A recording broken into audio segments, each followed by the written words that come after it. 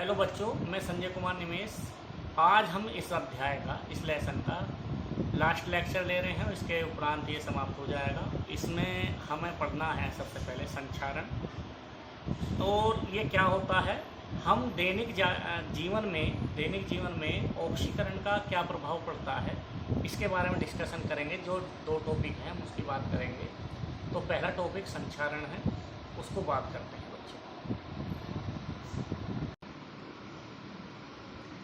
बच्चों। संक्षारण अर्थात कोरोशन। अब हम इसको क्या से समझना है, ये ऑक्सीकरण जो है हमारे दैनिक जीवन में क्या प्रभाव पड़ता है उसको बात करते हैं। तो बच्चों, हमने क्या किया है, कोई मेटल है जिसको हम कहते हैं धातु, उसके सरफेस पे या उसके पृष्ठ पर या तो हमारे पास कोई नमी उपस्थित हो, जल हो,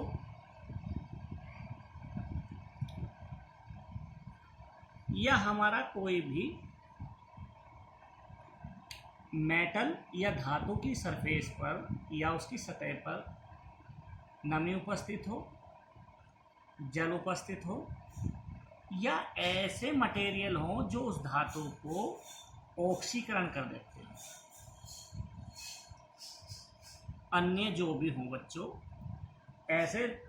हम ऐसे धातु पर जो जल, नमी और अन्य जो इसको ऑक्सीकरण कर देते हैं, तो धातु का बच्चों ऑक्सीकरण हो जाता है।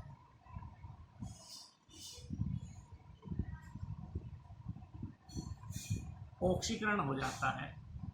तो इस प्रकार की अभिक्रिया को संक्षारण या कोरोशन कहते हैं। एग्जाम्पल,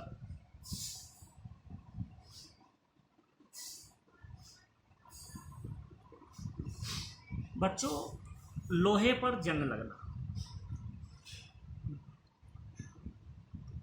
लोहे पर जंग लगना,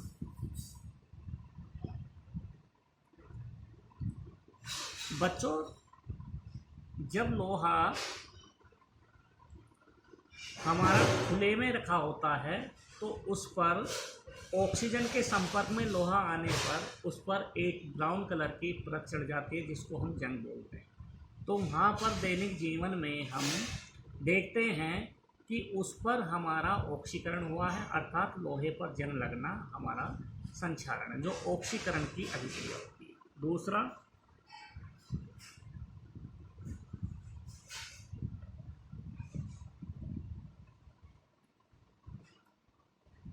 चांदी की परत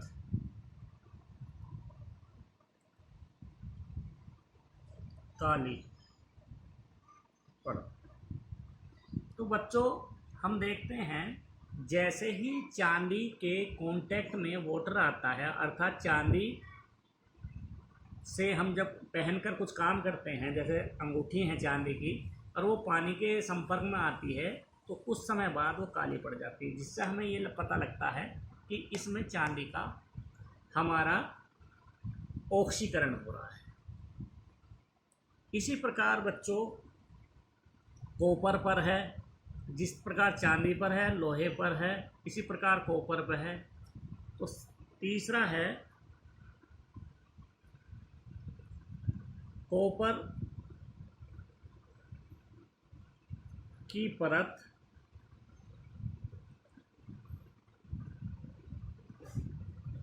पीली हो जाती है। इस तरह से बच्चों, ये जो हमारा है, एक बार फिर डिस्कशन कर लेते हैं। जब किसी मेटल के संपर्क में नमी, जल या अन्य ऐसी वस्तुएं आ जाती हैं जिसका ऑक्सीकरण हो जाता है धातुओं का, उसे हम ऑक्सीकरण करते हैं कि उसका ऑक्सीकरण हुआ है। ऑक्सीकरण किसका हुआ? धातु का हुआ है। तो एक एग्जाम्पल है लोहे पर जंग लगना, चांदी की परत काली पड़ना, या कॉपर की परत पीली पड़ना। तो ये हमारे हैं संक्षारण। अब इनकी रोकथाम किस तरह से की जा सकती है बच्चों? इनकी हम रोकथाम करने के लिए इन पर हम पेंट कर दें, इन पर पेंट कर दें तो हम इनका ऑक्सीकरण रोक सकते हैं, उस धातु का ऑक्सीकरण रोक सकते हैं। तो इस प्रकार बच्चों ये हमारा टॉपिक समाप्त हुआ है। अब हम टॉपिक पढ़ते हैं, नेक्स्ट टॉपिक जो आज इसका लास्ट है। बच्चों नेक्स्ट टॉपिक है विकृति गंधिता। इसको हम इंग्लिश में बोलते हैं रैंसिडिटी। ये क्या है बच्चों? विकृति गंधिता क्या है? ये वो है जब खाद्य पदार्थ, कोई भी फूड मटेरियल है बच्चों, खाद्य पदार्थ है, और खाद्य पदार्थ ये या तो फैट्स वसा के संपर्क में आ जाए, ये खाद्य पदार्थ या तो फैट के संपर्क में आ जाए या बच्चों तेल के संपर्क में आ जाते हैं। तो इस प्रकार के जो खाद्य पदार्थ होते हैं उनमें एक अजीब सी गंध उत्पन्न हो जाती है जिसको हम बोलते हैं विकृति गंधिता। तो बच्चों हम देखते हैं जितने भी खाद्य पदार्थ के पैकेट हमारी दुकानों पर मिलते हैं, खाद्य पदार्थ के पैकेट जितने भी दुकान में मिलते हैं, उन पैकेटों में, उन खाद्य पदार्थ के जितने भी हमारे पैकेट हैं उनमें से ऑक्सीजन नहीं होती है बच्चों। उन पैकेटों में नाइट्रोजन गैस, नाइट्रोजन गैस भरी होती है।